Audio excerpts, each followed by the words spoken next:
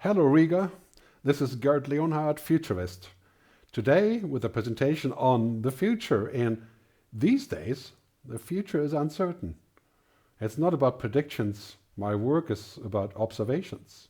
And I'm going to share some observations with you today, and I certainly hope that they will be helpful for you to design your own future. First, I think we need to think about what question we really should be asking about the future, not what will the future bring. I mean, that question is, the future can bring anything, right? And it kind of makes us inactive and disempowered. You know, we can't do anything about what the future is bringing. Nothing is further from the truth. What do we want from this future? That is the key question. And why do we want it? And who's in charge? Right? What kind of future do we want our children to have? Not the future that we can have. We can have any future. In 10 years, I can upload my brain to the internet.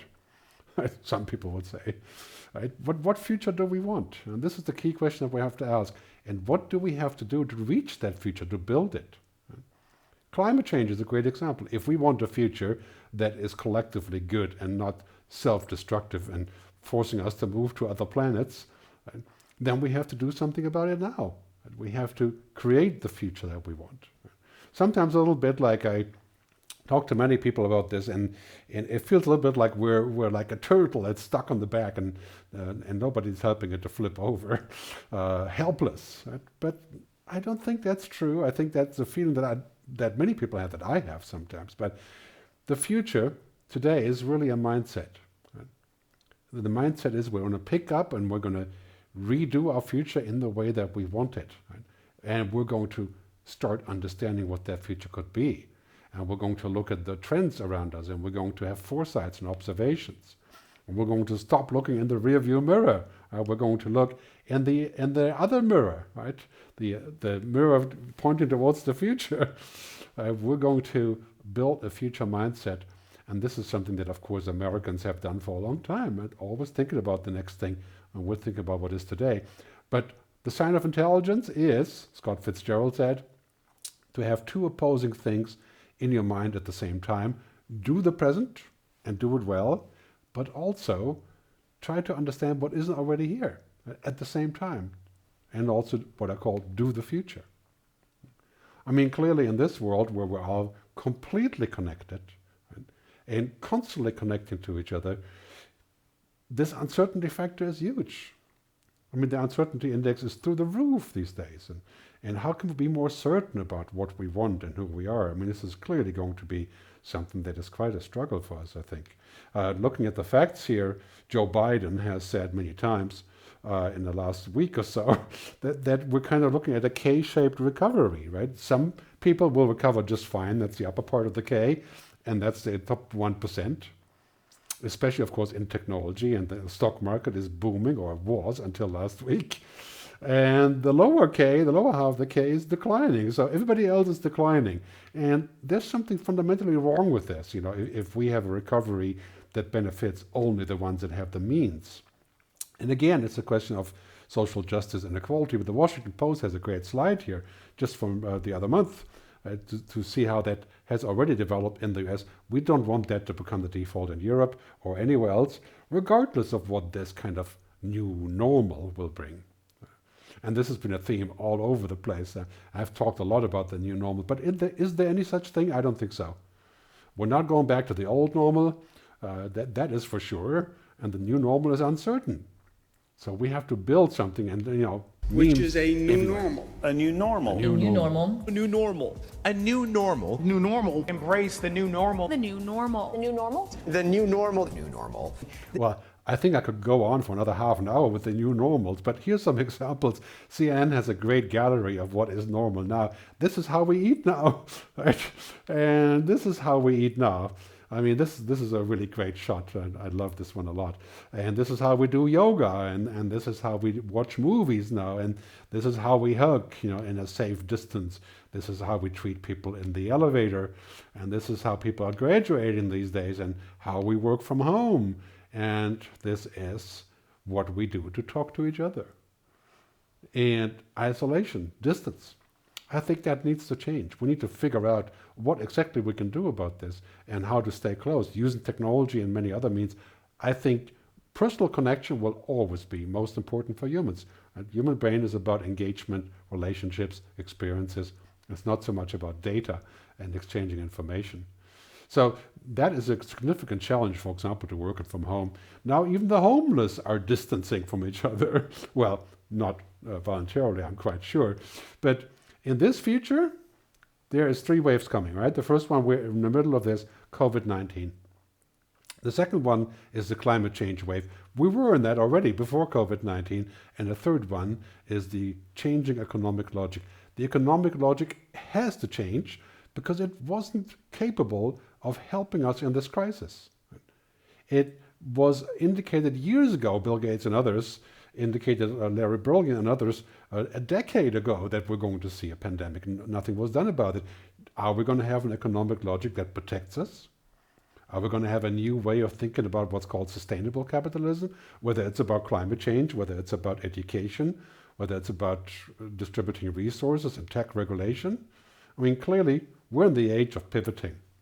Right? All around us, people are saying, well, this doesn't work anymore, so what do I do now?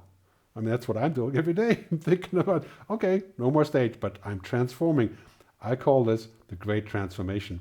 And you can see that here in this animation where the things that used to be on top, right, they're now falling to the bottom. On top now, we have, of course, healthcare, right? We have the state. We have green energy. We have technology. We have everything to do with collaboration, and everything else like banking and traveling and cruise ships have fallen down to the bottom. Right? I mean, there's some industries that are deeply in trouble with this. Of course, tourism and airlines would be the first couple ones to think about, and other ones that are exploding. This is why technology stocks have been rallying, at least until last week. So basically, 4 things that we have to keep a watch on while we're pivoting like this. Right? First, inequality. We have to solve this. Right? We have to solve an economic system that does not spread the benefits enough. We have to think about the new form of capitalism, and we have to really get on with climate change and global warming and the climate emergency. And there's going to be some dramatic measures, including carbon taxes and many others. This is going to take considerable effort, but it will also create, in my view, tens of millions of new jobs. The green energy, the Green New Deal, if we put the money in the right place and away from the wrong places, then I think we can dedicate some new funds and create new work here, new jobs, and also new research and so on. And that should be a good future, I think, for all of us. It's safe to say, I think, that business as usual is dead or dying. Yeah, the way that we used to do things is, yeah, if you're lucky, it still works a little bit. But even before the COVID crisis, that wasn't true, as technology exponentially changes the landscape. We have to think about the new things that are going to work in the future while we're doing the old things. You know, everything is moving in windows. So as we're looking at this curve, the exponential curve, you've seen that many times before, it is exploding, right? It's basically showing us how we are leaping, right? Using technology, how we're in a situation where it's no longer linear going stepwise, but where it's going literally leaping 4, 8, 16, and we're at 4 just now, right? 4, 8, 16, 32, mind-boggling curve, 30 times up the curve, 1 billion. Our kids in 40 years, 1 billion times as different, at least in many sectors, not in all sectors, of course, right? So the winners of this exponential race, big tech. And I think that's going to continue despite of what may be happening in the stock market this week, but that's a rally, that's clearly a bull market. Big health, there's going to be trillions of dollars, euros put into healthcare, into biotechnology. That's clearly a great place to invest. Also a place that requires lots of public funding. Big state, many issues about this, but here in Switzerland where I live, you know, we trust the state. And so we are okay with the state taking over in so many ways, telling us what to do. But this is certainly a touch point that we have to observe also in terms of surveillance, right? And populist societies and so on. And of course, the biggest one is what I call big green. Again, I think amazing opportunity for new jobs, for new research, has to be funded collaterally and collectively across Europe. And I think we're going to see that come true very soon. So when we talk about big tech, right, here's a recent video that you may have seen from Elon Musk announcing his Neuralink, which is a connection, a physical connection, brain connection. So that means electrodes inserted into your brain, or in this case, the pig's brain, I'll show you shortly, to be able to address flaws like if you're paralyzed, or if you can't control your limbs, or if you can't walk, or of course, many, many other things, including the potential upgrading of humans. Check out this video. It's a high energy pig. The beeps you're hearing are real-time signals from the Neuralink. Yeah, pretty mind-boggling stuff. I mean, I am not so sure I'm getting as excited as Elon about this in terms of expanding this to humans, and I think it's quite a conjecture to think of it as being ready for humans. But this is clearly a point where we have to say, well, that's interesting, but where is this going? Right? And I think it could be a gift for us, or the gift could turn into a bomb when we use it too much. Right? Too much of a good thing can be a very bad thing. And that is so true about drugs and food and everything else, right? But it's also true about technology. We must be very careful about how far we go with technology, because it can be very addictive. Think of virtuality. Think of Black Mirror that you may have seen. So at some point we have to question this, and I think this is where tech regulation will come in across Europe, but also across the world. We're going to see a lot more technology being questioned for the future and where it's going, because in many ways you can say the past was very abusive with our data, and now data is no longer just the new oil. Right? It's kind of a plutonium. It can be used as a weapon, and we really need to think about how we can collaborate with technology so that it's a fair handshake. And that's going to happen this year, or rather next year. Right? It's going to happen in the next decade. It's a big topic, how to use technology without getting eaten by it. So and in many ways, I think Mark Andreessen said 10 years ago, software is eating the world, and now we can say software is cheating the world with social media. That's not a good thing. That's something we have to clearly address, because otherwise we may live in this world, right, where we're either wired or fired, where we're ultra connected, right, or where technology is taken over to such an extent to where we're going to be requested to merge with technology, which I think is a ludicrous idea, because what happened with our humanity? That's something we very clearly have to keep an eye on. Embrace technology, but don't become it. Great example here is what I call digital ethics. Key topic for the foreseeable future is what is the right thing to do with technology. And if we're looking at this example of people pulling back the Facebook advertising, for example, like here's Unilever saying that they're not going to advertise on Facebook anymore. That was about 2 months ago. I have to get a status update on this, but many people are saying it just doesn't feel like an ethical thing to do, to support platforms that seem in so many ways unethical themselves. So a very, very big discussion about this. And then on top of it, we're heading into global paradigm changes. And I think you'll notice also, of course, in Northern Europe and in your region, that our mindset is shifting. Right? What used to be unthinkable, right, like carbon taxes, which we're going to see for airlines, which we're going to see for food, beef, pork, right, which we're going to see for so many other things, are becoming the new normal. And again, going back to the new normal, what used to be unthinkable, right, may well be the new normal. Here's a stat showing that we're going to eat more non-meat meat, so not from animals, but indirectly from the lab, for example, than real meat in the near future. Vegan replacements and cultured meat, and unthinkable, no. Maybe the new normal. So assume less, right? Think more about the future, the possibilities of what's coming. I think we don't want to go back to normal. We want a better normal. And better, wiser, and more responsible. That is the way that things are going in the future. We're going from this kind of shareholder concept of just making money at no matter what the cost, to a stakeholder model.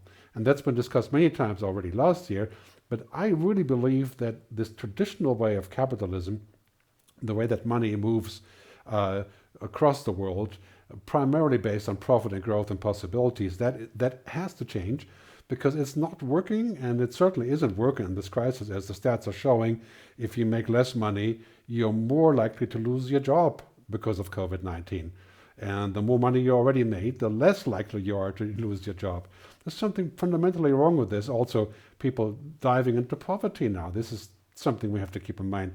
Can't be good for everybody else if there's more inequality, like the US, like Brazil, like South Africa, and also the UK, for example. We need to tackle this now as part of the crisis. So let's hear a quote from Mark Benioff, the CEO of Salesforce, who's been leading this whole stakeholder debate about a new form of capitalism.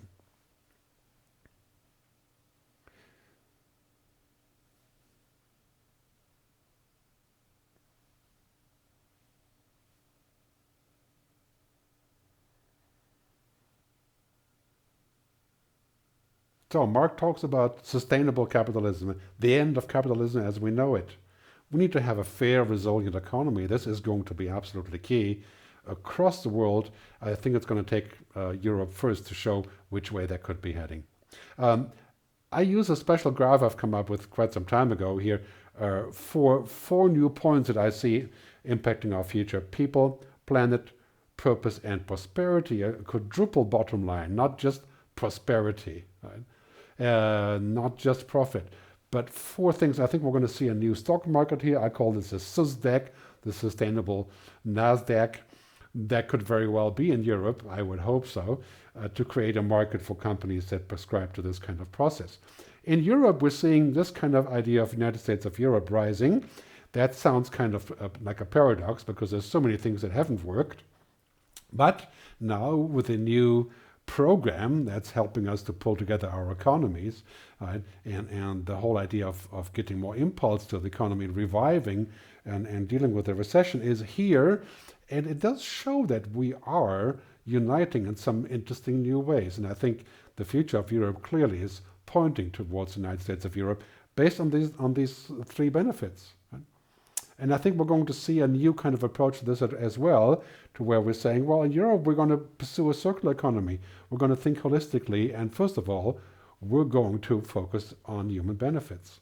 Not in the sense of the Anthropocene, making the human the center of all of it, but in the idea of digital rights and digital human rights and the things that we want from each other.